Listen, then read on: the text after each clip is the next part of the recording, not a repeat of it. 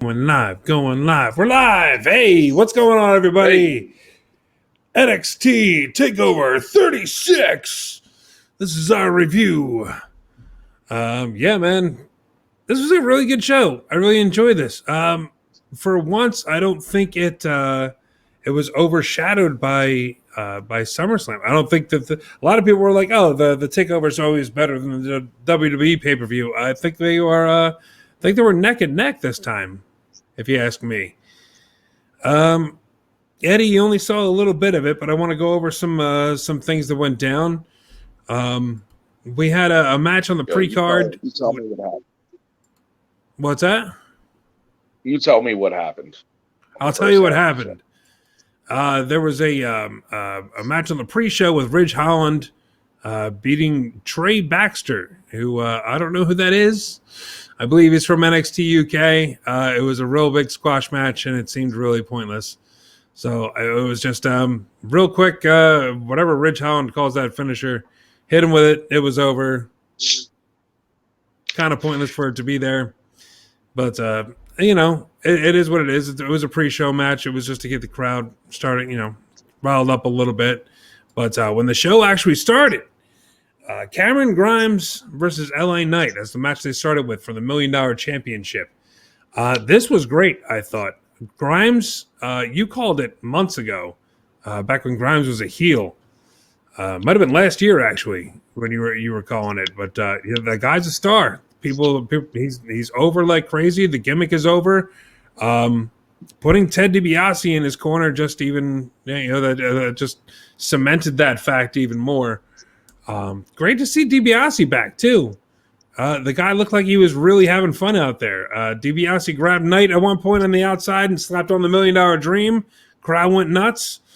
It's probably the first time Ted DiBiase did a wrestling move in like 20 years. So it was really good. I missed the $1 Million Dream. I'm gonna have to go back and watch it. Oh, Ted DiBiase was a favorite of mine, and I hope Cameron Grimes is helping Ted with his money problems. I bet he's happy. I bet he's happy to be getting that Fed paycheck right now. That's probably for anyone that is unaware of Ted DiBiase's and Son's recent financial shenanigans or alleged financial shenanigans. I bet he's happy to be getting a paycheck. But yeah, Cameron Grimes and Ted DiBiase is money. Mm-hmm. Definitely. That's great. And the $1 Million Championship. I'm guessing that's sticking around. I don't know if DiBiase is going to stick around. He pretty much pushed Cameron Grimes as far as he can push him. I don't know any more of a rub that he can give him. So I guess we'll see what happens. Who doesn't want Ted DiBiase in their corner? I know. Ted DiBiase in my corner. I don't get. I'll pay Ted DiBiase to be in my corner, and Cameron Grimes legit has all the money in the world now. So yeah, hell yeah. What a perfect gimmick to give him. Like that, it all worked out the way because he literally just became $1 million man. Yeah, and you put. Life is strange that way, and pro wrestling life especially is strange, and that worked out beautifully.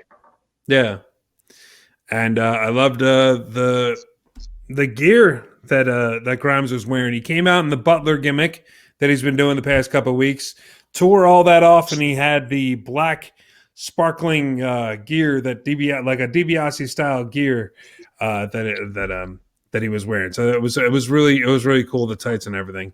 And we got a new $1 Million champion.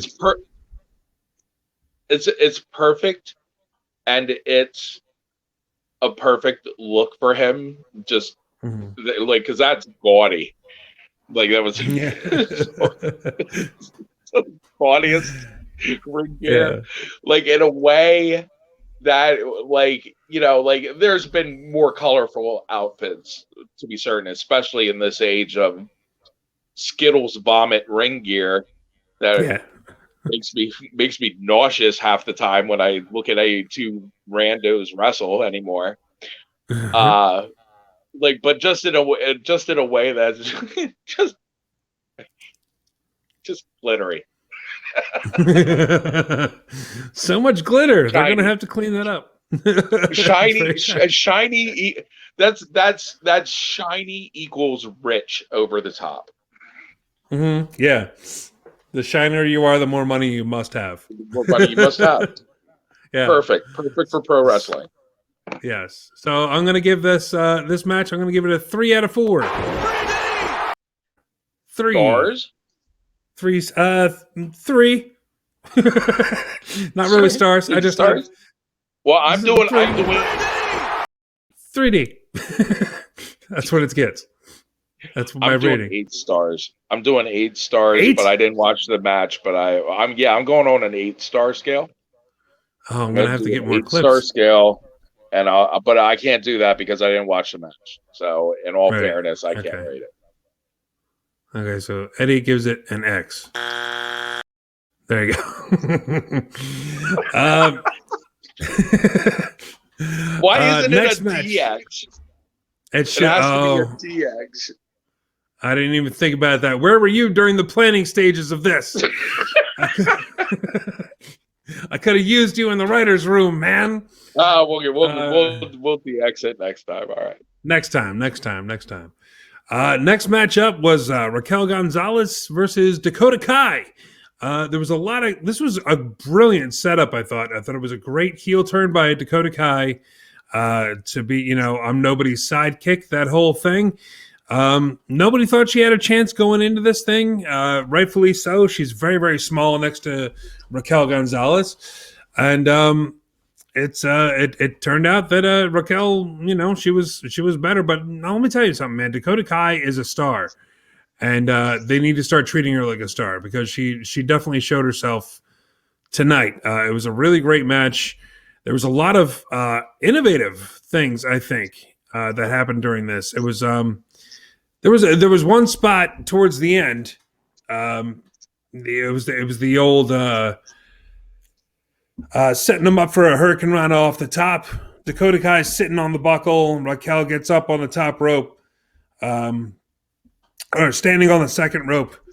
Dakota Kai slips down, but as she slips down between her legs, she grabs Raquel's head, pulls it down, so Raquel's head is on the turnbuckle, like the back of her head is on the turnbuckle. Dakota Kai turns, kicks right between her legs, and kicks her in the face. It was really cool looking. It was really nice. It was a great pop. It looked great, and choke slam off the top from Raquel Gonzalez to finish this match off. I thought it was really good. Eddie, do you have any opinions on these two girls? You've seen them before. I think they're both great. Dakota Kai is amazing. Mm-hmm. She works like a guy, which is the highest praise any male wrestler can give a female professional wrestler. Mm-hmm. And I think her problem is again her size. Her size limits her, but Dakota Kai works because she works a kick offense, mm-hmm. which is the only thing that would work with a woman her size. Is a kick offense, and she is amazing at it. So yeah, not having seen the match, but knowing both of the wrestlers, I'm gonna take your word for it that it was really good because I wouldn't expect anything less from those two. So definitely, yeah. This match gets a 3 from me as well. Just 3s all around today, I think. Yeah, man. I'm trying to look up her name, but there was a woman that appeared on the ramp at the end of this match. They said her name. She's from NXT UK. And my God, can I not find this woman's name at all anywhere. So I apologize to that woman. I apologize to the fans and everything, but I cannot remember her name. Anybody in the comments want to help me out, please give me her name. But yeah, woman from NXT UK. Can't remember her name. But yeah, apparently she's going to be challenged Raquel Gonzalez pretty soon. And we'll see how that goes. I have no idea who this person is. None, because I don't watch NXT UK. Was she a skinnier woman with long black hair? Yes. Oh, what is her name? She's fantastic. if it's who I'm thinking of, and I think it is, she's really good. I've been waiting for her to cross the pond. Yeah. I'm trying to Google things and trying to do all this stuff live. And, oh, here we go. Kaylie Rae is her name.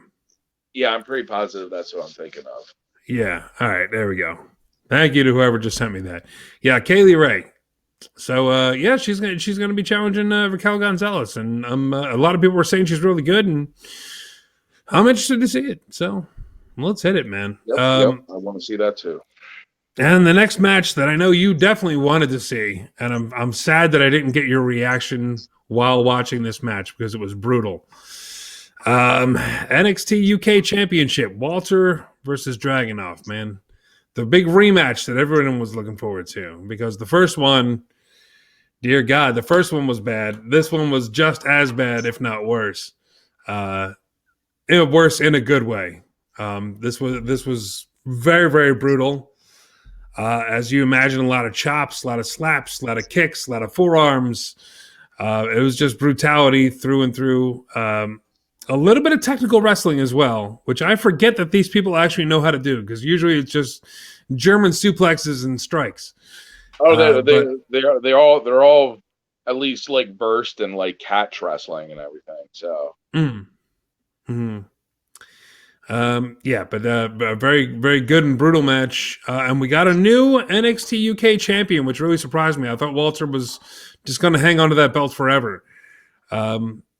Yeah, man, Dragunov, new UK champion.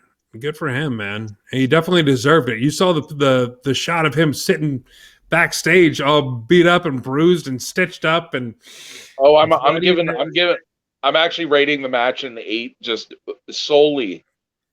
I did not see the match, and I'm rating it an 8 solely based on Dragunov's appearance after post-match. The post-match interview, just from the amount of damage that man took to get that belt, the match is getting an 8 from me, and I highly doubt I'm going to change my mind after I watch it. I have this for an 8. How's this for an 8? You're welcome. I have that. That's about as close as I can get. That's the only video clip I have on here that isn't actually on the scale. So there you go. Perry Saturn saying you're welcome. That's 8 from Eddie Valentine. You're welcome. There you go. There we go. We have to get better clips. I'll find some better stuff. But yeah, now on to the stuff that you did actually see. We had Kyle O'Reilly and Adam Cole, who a lot of people are saying this is his last match in NXT. So we'll see what happens with that. But the 3 stages of hell match. The first stage, regular match, it was over super quick. We had, Kyle O'Reilly scored a quick pinfall, and then it was it. And it was kind of disappointing. The second fall of the street fight, I think you expected it. It was a lot of chairs and kendo sticks and all kinds of stuff there. It was very brutal. And third fall was a steel cage, general steel cage. I was actually kind of disappointed with this match a little bit. Not that it was bad, but it was just kind of it didn't live up to the standard of the last 2 matches that they had together. I feel. What did you think? I think Adam Cole has clocked out. If he's not going to AEW, I would be shocked. Just based on his appearance. His appearance is like it's bad spray tan. It's bad spray tan. This was not his best work. It was not. It just not. You watch the match. It wasn't bad, and they didn't like. It wasn't like they didn't work. Like they didn't have their working boots on. It wasn't like he was phoning it in. I don't want to like make it seem like I'm saying that. I'm just looking at Adam Cole, and we've seen him when he's at the best version of this Adam Cole. Yeah. And this was not it. Kyle O'Reilly looks amazing, and I think of this. The chair bump should have been next. There's no reason for anybody to take that bump ever. No, ever. It's rough. I don't care if it's a street fight or not. It's stupid, and nobody should do it. So,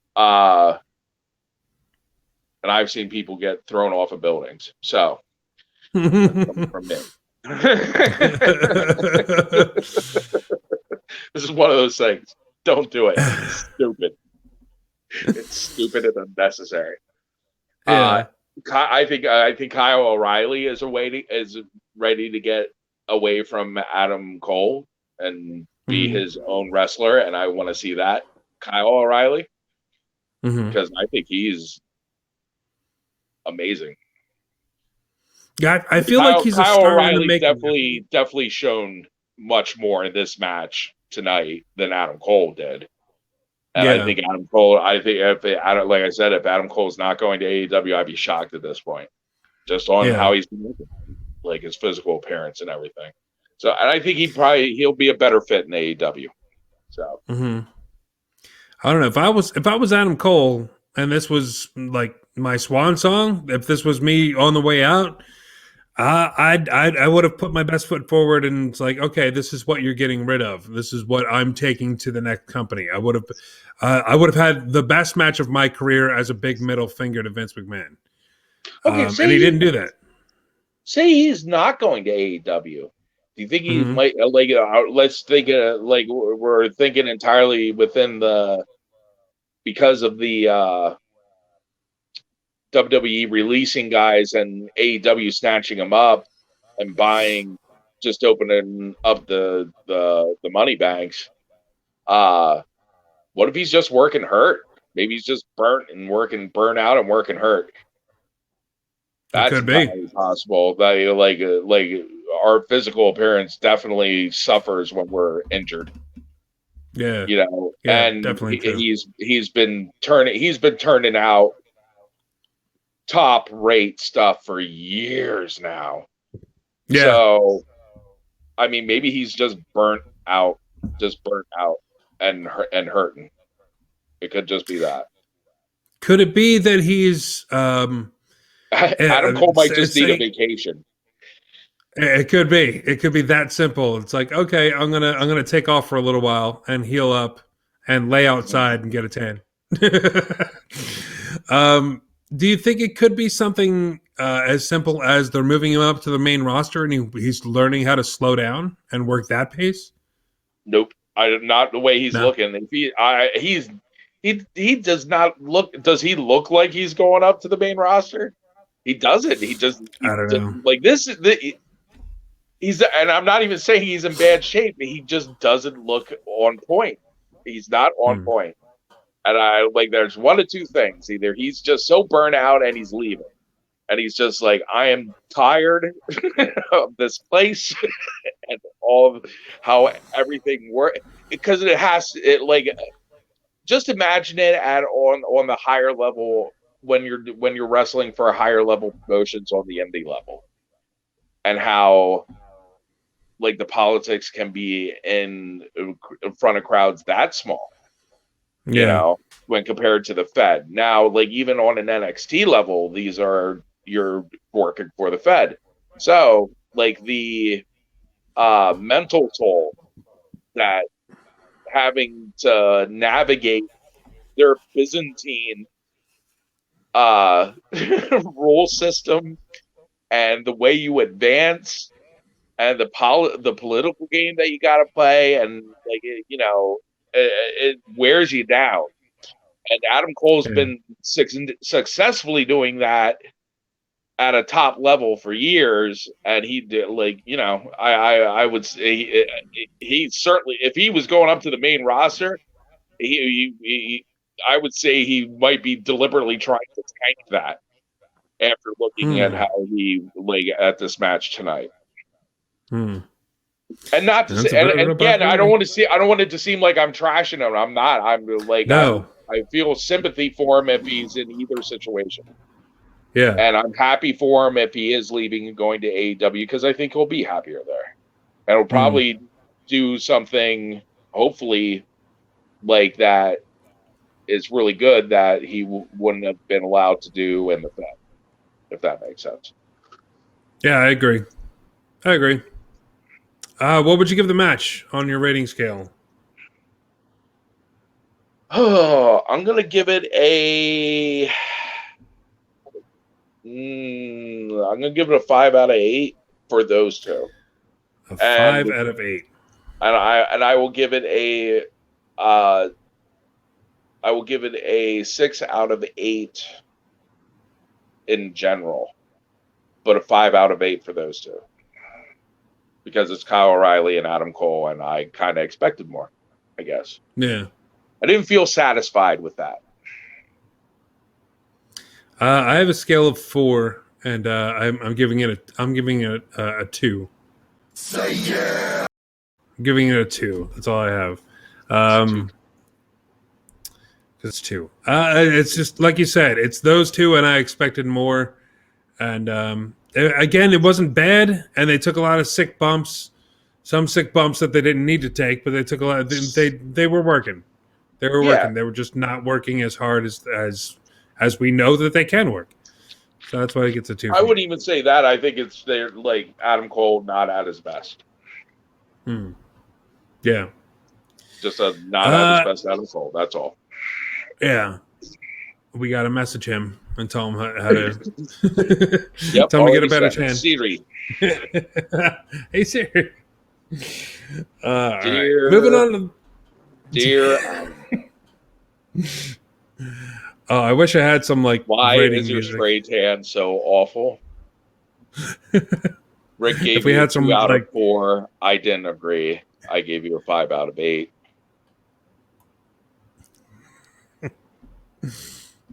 Sincerely, Eddie Valentine. P.S. Here is my bench press routine. Please start using it.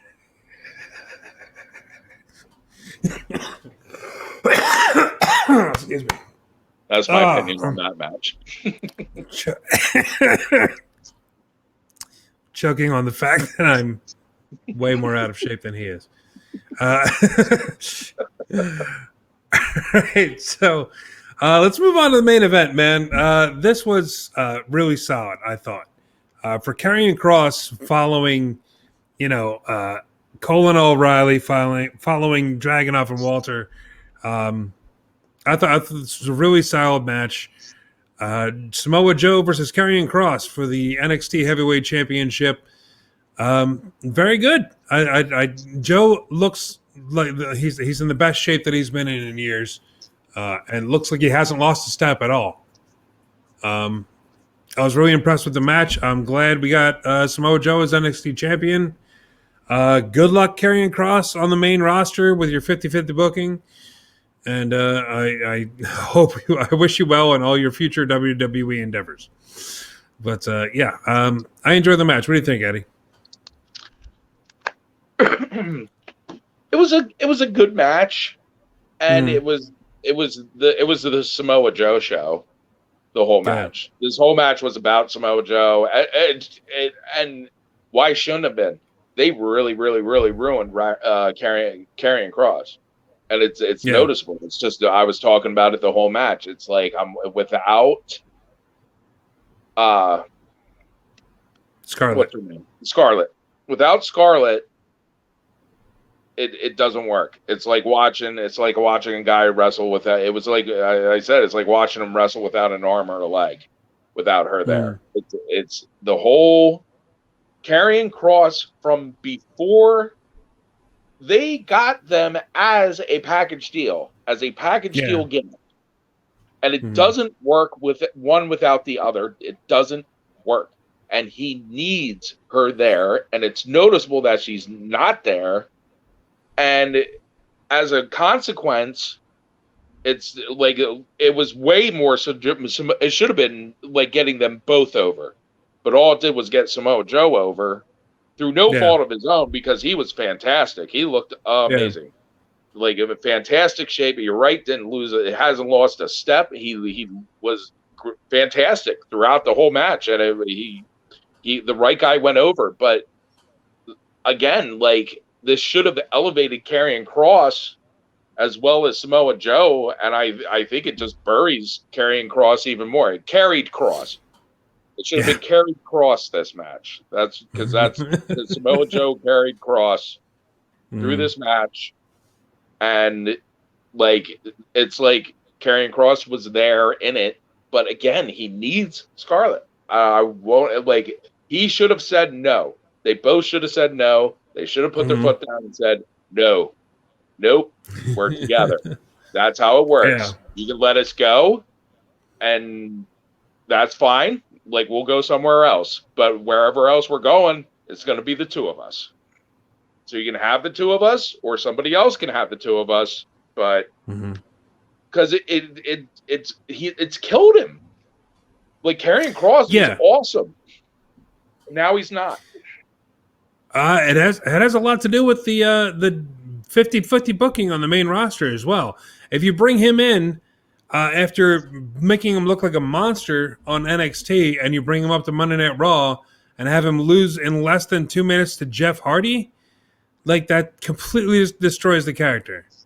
They never should have done that. I'm gonna tell you right now, it doesn't work as a standalone, and it's already buried him. Like, the damage is done. They're not gonna fix him. Vince isn't gonna fix him. Like, it's they already did it. They already did the one thing that could have killed it, which was separating, and they did it anyway. This is like having conjoined twins, and then except in the WWE, when you got Triple H sitting there, you got the doctor sitting there going like, "Look, you can't perform this operation. They'll both die." It's one way to put it, I guess. I don't. Vince is just like, do it anyway. Do it anyway. Figure it out. Yeah, you don't want. I can see that. Don't take medical advice from Vince McMahon. Like, it's a bad idea, and that's what happened. That's the tale of Karrion Kross. Yeah, in WWE. I think it would have worked a lot better if you're going to split them up. Number one, do it in a storyline. Number two, wait way longer. If you go back and look at what they did with Undertaker and Paul Bearer, it worked for years. And when the split happened, it mattered and it made sense and it made everybody in the storyline better. Undertaker, it made more sense for him to go out on his own. It made Kane better. It made Mankind better. Made Paul Bearer better. It made everything better. Doing it without any kind of explanation and just getting rid of Scarlett and putting her on the shelf and just sending Karrion Kross off on his own after less than a year, like, it just didn't make any sense, and it really murdered the gimmick. Well, I mean, the most obvious comparison is Randy Savage and Elizabeth. Yeah, they were a package deal. They worked. Randy Savage and Miss Elizabeth apart, neither of them worked. Like I mean, Randy Savage did after many years, but he was never as big or as over as when he was with Miss Elizabeth. I mean, that's right. I mean, nobody's denying that. No, you can't. His best business years were with Miss Elizabeth. And it still worked when they separated, and he went like ultra heel, and then went with the opposite of Miss Elizabeth. He didn't like go off by himself. He got Sherry Martel, who was the mirror opposite of Miss Elizabeth, and then Miss Elizabeth comes back, and it's people crying in the crowd. You know, like, it's just a mind-blowing level of emotion. And now here you have a modern day version of Macho Man and Miss Elizabeth, a 2021 version of Macho Man and Miss Elizabeth. And what did they do? They said, split them up. They split them up. Yeah. Like, that would have killed Macho Man in the 80s. You know, it's mind-blowing. Yeah. But there you go, man. What do you give this match? The match with Samoa Joe. What do you give rating wise? I'm going to give it a 6 out of 8 through no fault of Samoa Joe's. Like, if Samoa Joe had, Samoa Joe had, you know, the real Karrion Kross with Scarlett, they could have definitely done a 7 or 8 out of 8. Mhm. But Karrion Kross without Scarlett is half a wrestler, and it shows. It just showed in the whole match, and as a result, it ended up being the Samoa Joe match, which was great to see and awesome to see him get the belt. And 6 out of 8. Yeah, I agree. If it had the potential to be better, but it wasn't for all the reasons that you just said. And the only reason I'm going to give it a 3, and the only reason I'm ranking it that high is because Samoa Joe did great, looked great. It was a hell of a moment to see him win the championship for a third time. And welcome back, Samoa Joe. So yeah, I'm giving it a 3. Hooray! Overall, I know you didn't get to see a lot of the show, but I just told you a lot of what happened. Overall, what would you say the show would be on your scale? Where would you rate? Where would you rate that? Where would you rank that? I'm just gonna give it another 6 out of 8, just on as I know Water and Dragunov wasn't it. I know it was without having seen it. Looking at Dragunov, I know it was an 8.